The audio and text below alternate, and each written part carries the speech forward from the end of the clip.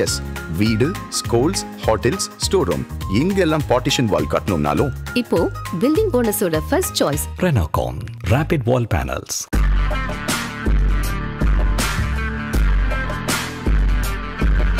வணக்கம் ஜெயஹிந்த். இன்றைக்கி நம்ம சேனலில் லண்டனில் நடந்த ஒரு பயங்கரமான ஒரு தாக்குதல், அதை பற்றி ஒரு டீட்டெயில் இன்சிடெண்ட் நம்ம பார்க்க போகிறோம். நவம்பர் 1ஆம் தேதி லண்டனில் இருக்கக்கூடிய London north eastern railway, Elgar சொல்லக்கூடிய நார்த் ஈஸ்டர்ன் ரயில்வே, இங்கே இருக்கக்கூடிய ஒரு ட்ரெயின் ஈஸ்ட் கோஸ்டோடைய மெயின் லைன்லேருந்து போகக்கூடிய ஒரு ட்ரெயின், கேம்பிரிட்ஜ்ஷயர்னு சொல்லக்கூடிய அந்த நகரத்துலேருந்து போகக்கூடிய ட்ரெயினில் 2 நபர்கள் கையில் கத்தியை வச்சுக்கிட்டு, பெரிய கத்தியை வச்சுக்கிட்டு அங்கே ட்ராவல் பண்ணிகிட்டு இருந்த பொதுமக்கள் மேலே ஒரு கொலைவெறி தாக்குதல் நடத்தியிருக்காங்க. கிட்டத்தட்ட 12 பேர் இதில் கத்தி குத்து காயங்கள் ஆகியிருக்காங்க. அவங்களில் கிட்டத்தட்ட 9 பேர் கவலைக்கிடமாக இப்போ ஹாஸ்பிட்டலில் இருக்கிறாங்க அப்படின்றத பார்க்குறோம். ஒரு கிளியரான ஒரு கோழைத்தனமான பயங்கரவாத தாக்குதல் தான் இது.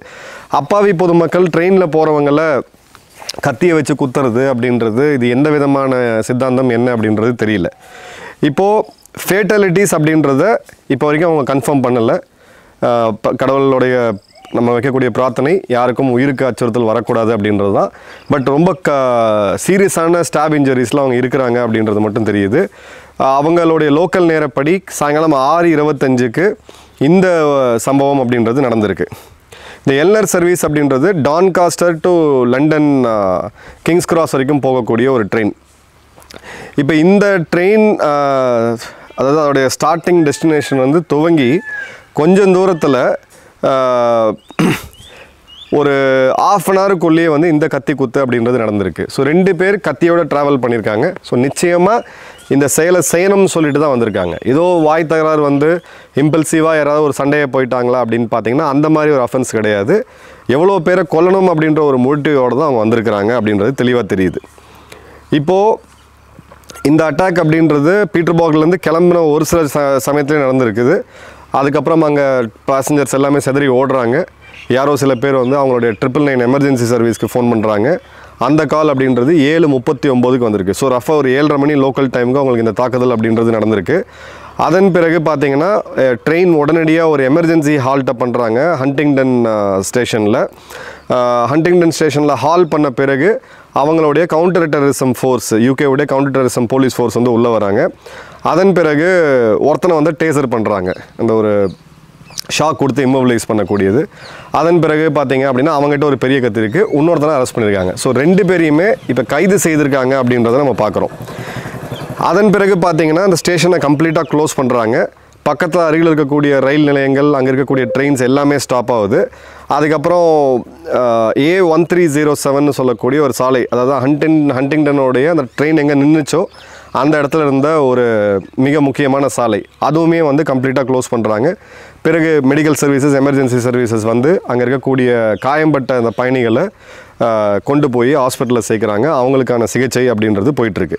கிட்டத்தட்ட 10 பேர் ஹாஸ்பிட்டலைஸ் ஆகியிருக்காங்க அப்படின்றது செய்தி. இது பிரேக்கிங் நியூஸ். இதோட டீட்டெயில் பற்றி நம்ம பார்ப்போம். 9 பேர் அப்படின்றது லைஃப் த்ரெட்டனிங் இன்ஜுரிஸ், அதாவது அவங்க உயிர் ஒரு ஆபத்து இருக்கக்கூடிய தருணத்தில் அப்படி இருக்காங்க. பார்த்தீங்கன்னா ஒருத்தர் வந்து நான் த்ரெட்டனிங் லைஃப் அப்படின்றது அது இருக்குது, அந்த ஸ்டாபிங் அப்படின்றது இருக்குது. மேபி கையில் எங்கேயாவது பட்டிருக்கலாம். இப்போது 2 பேர் அந்த இடத்துலேருந்து அரெஸ்ட் பண்ணியிருக்காங்க. ஒருத்தன் வந்து கையில் அந்த ஒரு பெரிய கத்தியோடு இருந்திருக்கிறான். இன்னொருத்தனையுமே சேர்த்து அரெஸ்ட் பண்ணியிருக்காங்க. அதே மாதிரி பார்த்தீங்க அப்படின்னா இந்த 2 பேருடைய பேர், அவங்களுடைய அடையாளம், எந்த பூர்வீகத்தை நாட்டை வந்து பூர்வீகமாக கொண்டவங்க, இந்த பற்றியான எந்த டீட்டெயில்ஸுமே சொல்லலை. காயம்பட்டவங்களுடைய பேரை பற்றியும் எந்த டீட்டெயில்ஸுமே இது வரைக்கும் கொடுக்கல. இப்போது பிரிட்டிஷ் டிரான்ஸ்போர்ட் போலீஸ்னு சொல்லக்கூடிய BTP இவங்க தான் வந்து அஃபிஷியலாக பேசிக்கிட்டு இருக்காங்க. அவங்களுடைய கவுண்டர் டெரரிசம் போலீஸ் ஃபோர்ஸ் வந்து potential terrorism links are being எக்ஸ்ப்ளோர்டுன்னு சொல்லி அந்த வார்த்தையை பயன்படுத்தியிருக்காங்க. சில என்ன இருக்குது அப்படின்றத நாங்கள் சொல்லுவோம் அப்படின்ட்டு. அதே மாதிரி பார்த்தீங்க அப்படின்னா இந்த இன்வெஸ்டிகேஷன் அப்படின்றதும் அவங்க துவக்கியிருக்காங்க. இது என்ன அப்படின்றது தெரில. நிறைய வீடியோஸ் வந்து சமூக வலைத்தளங்களில் வருது. பட் ரெஸ்பான்சிபிளாக நம்ம அதை வந்து போடணும்னு விரும்பலை. நிறைய பேருக்கு அது வந்து பெரிய ஒரு பாதிப்பு கொடுத்துரும் மன ரீதியாக. எல்லோரும் செதறி ஓடக்கூடியதை நம்ம பார்க்க முடியுது. அந்த ட்ரெயின் வந்து கிட்டத்தட்ட ஒரு ஹோஸ்டேஜ் சுச்சுவேஷன் இருந்து தான் இவங்க போய் மீட்டிருக்காங்க அப்படின்றத பார்க்குறோம். இப்போது இது ஒரு மாஸ் ஸ்டாபிங் இன்சிடெண்ட். இது ஜென்ரலாக பார்த்தீங்கன்னா லோன் வுல்ஃப் அட்டாக்னு சொல்லுவோம். இதில் ரெண்டு பேர் இருந்திருக்கிறாங்க. ஸோ 2 பேர் கத்தியோட இந்த ட்ரெயினில் ட்ராவல் பண்ணி அந்த நேரம் அப்படின்றது மக்கள் அதிகமாக இருக்கக்கூடிய நேரம், சாயங்கால நேரம் ட்ராவல் பண்ணக்கூடிய நேரம். ஸோ மேக்ஸிமம் டேமேஜ் பண்ணுறோம் அப்படின்றது ரொம்ப கிளியராக இருந்திருக்குது. அதே மாதிரி பீட்டர்பர்க் மற்றும் லண்டனுக்கு இருக்கப்படக்கூடிய இந்த இடத்த தான் இந்த ட்ரெயின் அவங்க தேர்ந்தெடுத்துருக்கிறாங்கன்னா பாசிபிளி, இது வந்து இன்வெஸ்டிகேஷனுக்கு அப்புறம் தான் தெரிய வரையும், பாசிபிளி இவங்க அந்த ஏற்கனவே ஒரு முறை அந்த ட்ரெயினில் போய் வேவு பார்த்துட்டு எந்த இடத்துல பண்ணணும் அப்படின்றத, எந்த இடத்துல செக்யூரிட்டி வீக்காக இருக்குது, மெட்டல் டிடெக்டர்ஸ் எங்கே வீக்காக இருக்குது, காவல்துறை இல்லாமல் எங்கே இருக்குது அப்படின்றத பண்ணி அதன் பிறகு இவங்க போகிறாங்க. இப்போ நமக்கு வந்து ரயில்வே ப்ரொடெக்ஷன் ஃபோர்ஸ் எப்படி இருக்கோ அங்கே பார்த்தீங்கன்னா பிரிட்டிஷ் டிரான்ஸ்போர்ட் போலீஸ்ன்னு இருப்பாங்க, பிடிபின்னு சொல்லிட்டு. ஸோ அவங்களுடைய வீக்னஸ் எங்கே இருக்குன்றதை பார்த்து ஆராய்ந்து பண்ணி தான் இதை வந்து கொண்டு போகிறதுக்கான வாய்ப்புகள் இருக்குது. ஏன்னா அவ்வளோ பெரிய கத்தியை மறைச்சி எடுத்துகிட்டு வர்றது, மெட்டல் டிடெக்டரை கிராஸ் பண்ணி வர்றதுன்றது சாதாரண விஷயம் கிடையாது. ஸோ செக்யூரிட்டியில் யூகேல நிறையா லூப் ஹோல்ஸ் இருக்குது அப்படின்றத நம்ம பார்க்குறோம். இப்போது இது வந்து ஒரு சம்பவம். இந்த சம்பவத்தோட டீட்டெயில் பார்த்தோம். யாரெல்லாம் காயமுட்டு ஹாஸ்பிட்டலில் இருக்காங்க டீட்டெயில்ஸ் இது வரைக்கும் அவங்க சொல்லலை. யார் அந்த 2 பேர், அவங்க பேர் என்ன, வயது, உயரம், எந்த டீட்டெயில்ஸுமே இது வரைக்கும் கொடுக்கல. பட் அந்த மக்களுடைய சமூக வலைத்தளங்களில் கூடிய வீடியோஸ் பார்க்கும்போது மிகப்பெரிய ஒரு உளவியல் ரீதியான ஒரு பயத்தில் தாக்குதலாக அவங்க நடத்தியிருக்காங்க. உளவியல் ரீதியான தாக்குதலாக தான் அதை ஃபஸ்ட்டு பார்க்கணும். ஏன்னா நாளைக்கு இந்த மக்கள் அந்த ட்ரெயினில் போகும்பொழுது இந்த வீடியோவை பார்க்கக்கூடிய மக்கள் இந்த ஸ்டேஷன் கிராஸ் பண்ணும்போது பார்த்தீங்கன்னா எங்கேயோ உங்களுக்கு உள்ளுணர்வு அந்த பயம் இருந்துக்கிட்டே இருக்கும். யாராவது எதாவது பண்ணிடுவாங்களா அப்படின்னு சொல்லிட்டு சந்தேக கண்ணோடய ஒருத்தர் பார்க்கக்கூடிய ஒரு சூழ்நிலை வந்து வரும். எக்ஸாக்டாக அதுதான் இங்கே வந்து ப்ரைமரி அப்ஜெக்டிவாக நான் பார்க்குறேன். இது எந்த இயக்கமாக, இல்லை இவங்க 2 பேர் ஏதாவது சித்தாந்த ரீதியில் இருந்து வந்தாங்களா, இல்லை எதுக்காக இதை பண்ணாங்க அப்படின்ற எந்த டீட்டெயில்ஸுமே யூகே ஒன்றும் கொடுக்கல. பேரை அவங்க வந்து வித்தல் பண்ணி வச்சுருக்காங்க. கண்டிப்பாக இந்த 2 பேரோட பேர் காவல்துறைக்கு எல்லாருக்குமே தெரியும். அரெஸ்ட் பண்ணியிருக்காங்க, கண்டிப்பாக விசாரணையை துவக்கி டீட்டெயில்ஸ் எடுத்திருப்பாங்க. பட் இன்னும் பப்ளிக் பண்ணலை. அது வரும்போது அதை பற்றி நம்ம பேசுவோம். இப்போது இந்த மாதிரியான சம்பவங்கள் ஏன் நடக்குது அப்படின்றதுக்கான சமீபமாக அதிகமாக இருக்கிறத நம்ம பார்த்தோன்னா, அக்டோபர் 7 அந்த ஹமாஸ் பயங்கரவாதிகள் இஸ்ரேல் மீது நடத்திய தாக்குதலுக்கு பிறகு நாங்கள் இஸ்ரேல் பகுதிக்கும் போயிட்டு அங்கே இருக்கக்கூடிய இந்த சைடில் இருக்கக்கூடிய அரபியர்கள், இஸ்லாமியர்கள் நிறையா பேர்கிட்ட நான் பேசின பிறகு உங்களுக்கு ஒரு விஷயம் சொல்கிறேன். என்ன அப்படின்னு பார்த்தீங்கன்னா, இந்த போலரைசேஷன் அப்படின்றது உலகம் முழுக்க பரவும். முதல்ல இது வந்து பார்த்திங்கன்னா ஐரோப்பாவை பாதிக்கும்னு நான் அன்றைக்கே சொல்லியிருந்தேன். அதன் பிறகு ஐரோப்பாவில் நடந்த சம்பவங்கள், இது இப்போது கர்க் கொல்லப்பட்டதாக இருக்கட்டும் அமெரிக்காவில், இது எல்லாமே பார்த்தீங்க அப்படின்னா ஒரு பேட்டர்ன் இருக்குது. எக்ஸ்ட்ரீம் ஹேட்டு, வெஞ்சன்ஸ் மற்றும் போலரைசேஷன். ஒரு சித்தாந்த ரீதியாக மூடத்தனமாக போய் அதன் பிறகு தான் இந்த மாதிரியான தாக்குதல்கள் உலகம் முழுக்க நடக்கிறத நம்ம பார்க்குறோம். இப்போது ஹமாஸ் இஸ்ரேல் இந்த மிடில் ஈஸ்ட் பிரச்சனையிலையும் சரி, ரஷ்யா உக்ரைன்லேயும் சரி, இல்லை ஆஃப்ரிக்காலேயும் சரி, பல நாடுகள்லேயுமே சம்மந்தப்பட்ட ஒரு காமன் நாடுன்னு பார்த்திங்கன்னா அமெரிக்கா மற்றும் அமெரிக்காவுடைய நாட்டோ கூட்டாளி நாடுகளான இந்த ஐரோப்பிய நாடுகள். அதற்குண்டான எதிரொலி அப்படின்றது அவங்க நாட்டுக்குள்ளே. ஐரோப்பா ரொம்ப சேஃபு, நீங்கள் எங்கே வேணால் ஃப்ரீயாக ட்ராவல் பண்ணலாம், மக்கள்லாம் ரொம்ப ஸ்மைலிங்காக இருப்பாங்க. இந்தியா பாதுகாப்பற்ற நாடு, இந்தியா இப்படி சுத்தம் கிடையாது, யார் என்ன வேணால் பண்ணிடுவாங்க, பெண்களுக்கு பாதுகாப்பு கிடையாது. இதெல்லாம் நீங்கள் ஒரு சைடு ஒதுக்கி வச்சுக்கிட்டு இங்கே இருக்கக்கூடிய சூழ்நிலையை பார்த்தீங்கன்னா, இந்த போலரைசேஷன் அப்படின்றது, ராடிக்கலைசேஷன் அப்படின்றது ஐரோப்பா முழுக்க பரவி, இப்போ அமெரிக்காலேயும் கணிசமான அளவுக்கு பரவி, ஆஃப்ரிக்காவில் ஏற்கனவே இருக்குது. மிடில் ஈஸ்ட்டை விட ஒரு போலரைஸ்டான வேர்ல்டு நம்ம பார்க்கவே முடியாது. பாகிஸ்தான் மாதிரி போன்ற பயங்கரவாத நாடுகளில் அது ஊறி போயிருக்கு. இது அப்படியே ஷிஃப்ட் ஆகி இந்தியாவுக்குள்ளேயும் வந்து இப்போது தெற்காசியாவை நோக்கி, தென்கிழக்கு ஆசிய நாடுகளான மலேசியா, சிங்கப்பூரில் ஆரம்பித்து பல நாடுகளில் இது அப்படியே பரவி ஸ்லோவாக இது அப்படியே பரவுறதை வந்து நம்ம கிளியராக பார்க்குறோம்.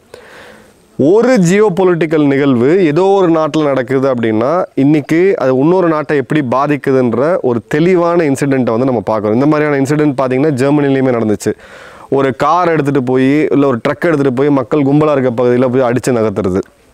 இவங்க 2 தவறுகள் பண்ணுறாங்க. என்னன்னு பார்த்தீங்கன்னா, ஒரு சுச்சுவேஷனை நீங்கள் வந்து ஓவராக போலரைஸ் ஆகிடுச்சுன்னு சொல்லி, ஏன்னா இந்த அரசியல் சம்மந்தப்பட்ட இதுக்கெல்லாம் கலந்துருக்கிறதுனால நம்ம ஓவராக இந்த இடத்துல நம்ம ராடிக்கலைஸ் ஆகிட்டோன்னு சொல்லி இல்லாத ஒன்று இருக்குதுன்னு நினச்சோம். அப்படின்ற போது நம்மளுடைய ஆக்ஷன்ஸ் வந்து அந்த வீரியத்துக்கு தகுந்த மாதிரி இருக்கும். அது அரசாங்கமாக இருந்தாலும் சரி, தனி மனிதனாக இருந்தாலும் சரி. அப்போ அது வந்து ஒரு கிளியர் கட்டாக அந்த ஒரு சேர்ந்து வாழக்கூடிய சூழலை கண்டிப்பாக பாதிச்சிடும். அதே சமயம் த்ரெட்டு இருக்குது, அச்சுறுத்தல் இருக்குன்றதை மறுத்துட்டு நாம் வந்து அதோடைய டெப்த்தை புரிஞ்சிக்காமல் எல்லாம் சரியாக இருக்குது எல்லாம் சரியாக இருக்குன்னு அண்டர் வேல்யூ பண்ணுறோம், பொலிட்டிக்கல் ரீசன்ஸ்க்காகவோ ஏதோ ஒரு காரணத்துக்காக அண்டர் வேல்யூ பண்ணுறோம் அப்படின்ற போது அதுவும் ஒரு நாட்டுக்கு டேஞ்சர் தான். இப்போ ஐரோப்பாவில் பார்த்தீங்கன்னா நான் பேசக்கூடியவங்க, நம்மளுடைய ஐரோப்பிய நண்பர்கள் இருக்காங்க, ஒரு குரூப் இருக்குது, நிறையா டிஸ்கஸ் பண்ணுவோம். அதில் பார்த்தீங்க அப்படின்னா ஐரோப்பாவில் இருக்கக்கூடிய அநேக அரசாங்கங்கள் இவங்க அண்டர் எஸ்டிமேட் பண்ணுறாங்க அப்படின்றது தான் இது உண்மையான த்ரெட் அப்படின்றத அவங்க அண்டர் எஸ்டிமேட் பண்ணுறாங்க, பொலிட்டிக்கல் காரணங்களுக்காக இதை பண்ணிக்கிட்டு இருக்காங்க அப்படின்ற விஷயத்தை நம்ம ஓப்பனாகவே பார்க்க முடியுது.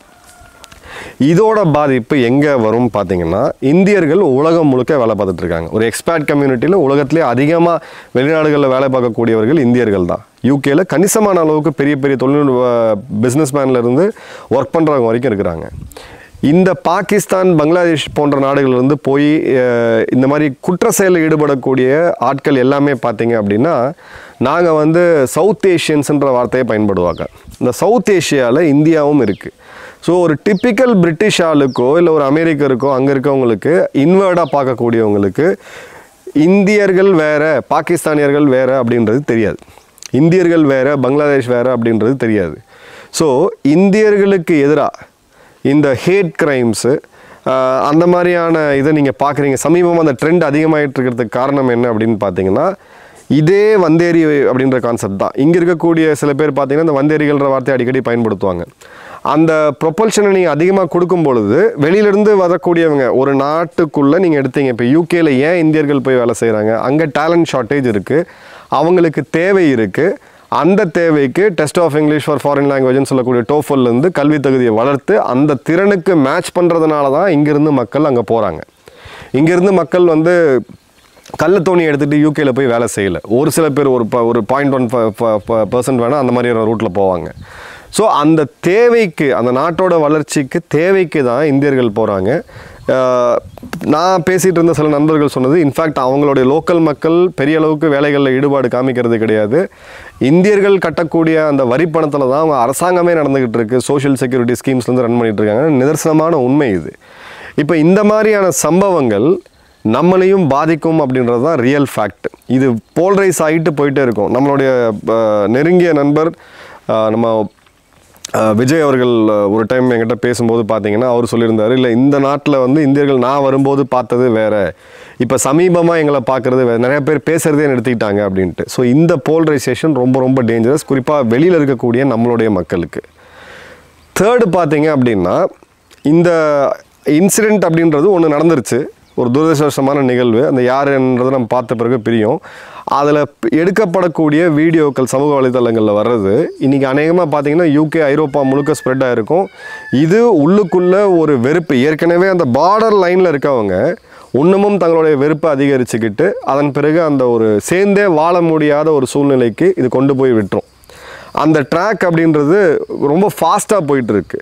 இப்போ இது போகும்பொழுது பாகிஸ்தான், சைனா போன்ற நாடுகள், நம்மளுடைய எதிரிகள் நம்மளை முக்கியமாக பார்க்குறது இந்தியாவை எக்கனாமிக் ரீதியாக தாக்கணும். சமீபத்தில் இந்த ஜிஹாதி ஜெனரல் அசீம் முனீர் போன்ற ஆட்கள் இந்தியாவுடைய வளர்ச்சியை பற்றி பேசினது. இந்தியா ஒரு shining Mercedes Benz car, Pakistan வந்து ஒரு குப்பை லாரி அப்படின்ட்டு. இந்த வார்த்தைகளுக்கு உள்ள இருக்கக்கூடிய அந்த ஃபைன் பிரிண்ட்டை நீங்கள் படித்தீங்கன்னா, இந்தியாவை வீழ்த்தணும்னா இந்தியாவை பொருளாதார ரீதியாக வீழ்த்தணும் அப்படின்றது ஒரு மிக முக்கியமான அப்ஜெக்டிவ். அப்போ பொருளாதார ரீதியாக வீழ்த்தணும் அப்படின்ற போது இந்தியாவுடைய உற்பத்தி துறை அப்படின்றத அவங்க மிலிட்ரி ரீதியாக டார்கெட் பண்ணலாம், சபாட்டேஜில் டார்கெட் பண்ணலாம். ஆனால் இந்தியாவுக்கு இருக்கக்கூடிய மிகப்பெரிய ஸ்ட்ரென்த் அப்படின்றது நம்மளுடைய எக்ஸ்பேட் பாப்புலேஷன், இந்தியர்கள், வெளிநாட்டில் வாழக்கூடிய இந்தியர்கள். கோடிக்கணக்கான பணத்தை அவங்க சம்பாதிக்கிறாங்க கலெக்டிவாக. அதன் பிறகு இந்தியாவில் கொண்டு வந்து முதலீடுகள் செய்கிறாங்க, இந்தியாவில் வந்து தொழில் தொடங்குறாங்க. இல்லை அந்த ரெமிட்டன்ஸ்ன்னு சொல்லக்கூடியது இந்தியாவுக்கு கணிசமான அளவுக்கு இருக்குது. மூணாவது, இந்தியர்கள் வந்து ஒரு ஒரு நல்ல ஒரு எஜுகேட்டட் கம்யூனிட்டி, இன்டலெக்சுவலாக அந்தந்த நாட்டு சட்டத்திட்டங்களோடு ஒத்து போய் அந்த நாட்டு பிரஜைகளாக மாறி அவங்களுக்கு அந்த அரசியல் சாசனத்தில் என்ன இருக்கோ அதற்கு உண்டான அந்த முழு ஒத்துழைப்பையும் கொடுத்து நம்மளோட ஒரு இந்தியர் பிரதமராக வந்ததையே நம்ம பார்த்தோம். ரிஷி சுனக் அவர்கள் ஒரு இந்திய வம்சாவளியை சேர்ந்தவர், அங்கே பிரதமராகவே வந்துட்டார். இது அவங்க உள்ளுக்குள்ளே இருக்கவங்களுக்கு வந்து ஒரு பெரிய ஒரு இதை வந்து கொடுக்கும், ஒரு எனிமிட்டியை வந்து கொடுக்கும். ஏன்னா வெளியில் இருக்கவே வேணும் அப்படின்னு சொல்லிட்டு. ஏன்னா அந்த நிறவெறி அப்படின்றது இன்றைக்குமே அவங்களுக்கு இருக்குது. அவங்க நமக்கு வந்து லெசன்ஸ் எடுப்பாங்க, அது வேறு விஷயம். ஆனால் நிறவெறி அப்படின்றது, அந்த ரேசிசம் அப்படின்றது நான் பல நாடுகளில் ஃபீல் பண்ணியிருக்கேன். அதே மாதிரி இப்போ இந்த பாப்புலேஷன் வந்து என்ன ஆகுதுன்னு பார்த்தீங்கன்னா, இந்தியர்கள் இப்போ அமெரிக்காவை எடுத்துக்கங்க, பல இடங்களில் அந்தந்த நாடுகளில் அரசியலில் பவர்ஃபுல்லாக இருக்கிறாங்க. ஸோ இந்தியாமே யூகேவுடைய உறவு அப்படின்றது ரிஷி சுனக் அவர்கள் இருக்கும்போது மோடி அவர்கள் தோளில் கை போட்டு போனதை நம்ம பார்த்தோம். அப்போது இந்தியாவுக்கு இருக்கக்கூடிய மிகப்பெரிய லீவரேஜ் அப்படின்றது இந்தியாவுடைய டயஸ்போரா, அவங்க அனுப்பக்கூடிய அந்த ரெமிட்டன்ஸ். ரெண்டாவது அவங்களுடைய அரசியல் சக்தி அந்தந்த நாடுகளில் ஷெஷல்ஸில் ஆரம்பித்து சிறு சிறு தீவு நாடுகளில் ஆரம்பித்து மொரிஷியஸ்லேருந்து அமெரிக்காவிலேருந்து பல ஐரோப்பிய நாடுகளில் இந்தியர்கள் கோலோச்சிக்கிட்டு இருக்கிறாங்க. இப்போ இந்த ரெண்டையும் டேமேஜ் பண்ணணும் அப்படின்றதுக்கு இந்த மாதிரி இன்சிடெண்ட்டில் பல வீடியோஸை இன்னும் எடுத்து ஏஐ மூலிமா எடிட் பண்ணி இல்லை வெறும் கட் பண்ணி விட்டுட்டு அந்த வீடியோவை சமூக வலைத்தளங்களில் பரவ விட்டு அதன் மூலிமா இந்தியா மீது இந்தியர்கள் மீது ஒரு மிகப்பெரிய வெறுப்பு பிரச்சாரத்தை அவங்க முன்னெடுத்துட்டு போயிட்டுருக்காங்க. நீங்களும் நானும் அதுக்கு கூட துணை போகக்கூடாது. நம்மளால் என்ன பண்ண முடியும்னா அதை போய் ரெஸ்பாண்ட் பண்ணுறது, அதுக்கு கமெண்ட் போடுறது, அதை ட்வீட் பண்ணுறது, அதை ஃபார்வேர்ட் பண்ணுறது, ரீபோஸ்ட் பண்ணுறதை தயவுசெய்து நிறுத்துங்க. அதே மாதிரி உங்களுக்கு வாட்ஸ்அப்பில் நீங்கள் அன்றாடம் பார்க்கக்கூடிய செய்திகள் ஒரு மதத்தினருக்கு எதிராகவோ இல்லை இன்னொரு மதத்தினருக்கு எதிராகவோ இருந்துச்சு, இந்த நெகட்டிவ் செய்திகள் நல்லா நீங்கள் கவனிச்சிங்க அப்படின்னா ஒரு பார்ட்டை மட்டும் எடிட் பண்ணி போட்டிருப்பாங்க. அதுக்கு முன்னாடி என்ன நடந்துச்சு, அது அப்புறம் என்ன நடந்துச்சு அப்படின்றது இருக்காது. அதை பேஸ் பண்ணி நம்ம ஜட்ஜ்மெண்டெல்லாம் மாறி ஒரு வெறுப்பை நம்ம உள்ளே வளர்த்துக்கிட்டே இருப்போம். அது ரொம்ப தவறான செயல். இப்போது இந்த இந்தியாவிலேயே ஒரு மாநிலத்தினர் மேலே இன்னொரு மாநிலத்தில் தாக்குதல் நடத்துறதெல்லாம் சமீப காலமாக நம்ம பார்க்க முடியுது. ஏன்னா அந்த வெறுப்பு பிரச்சாரங்கள் அப்படின்றது இன்றைக்கி சமூக வலைத்தளங்களில் பெரிய லெவலில் இருக்குது. இந்த இடத்துல நம்ம கேர்ஃபுல்லாக இருக்கணும். யூகேயில் இருக்கக்கூடிய நண்பர்கள் மற்றும் ஐரோப்பாவில் இருக்கக்கூடிய நண்பர்கள் மறக்காமல் எனக்கு நீங்கள் கமெண்ட்ஸ் போடுங்க, மெயில் பண்ணுங்கள். இந்த இன்சிடெண்ட்டை அவங்க எப்படி பார்க்குறாங்க, அவங்களால இந்தியர்கள் பாகிஸ்தானியர்கள்னு பிரித்து பார்த்து இந்தியர்கள் ஒரு நல்ல நம்ம நாட்டு வளர்ச்சிக்காக இருக்கக்கூடியவங்கன்னு பார்க்குறாங்களா, இல்லை ஜென்ரலைஸ் பண்ணி அங்கே அந்த ரேசிசம் ரீதியான டார்கெட்ஸாக நம்ம மாறுறோமா அப்படின்றத கிரவுண்ட் இன்புட் மறக்காமல் கொடுங்க. உங்கள் கமெண்ட்ஸ் மறக்காமல் கமெண்ட் பாக்ஸில் போடுங்க. நன்றி, வணக்கம், ஜெய்ஹிந்த்.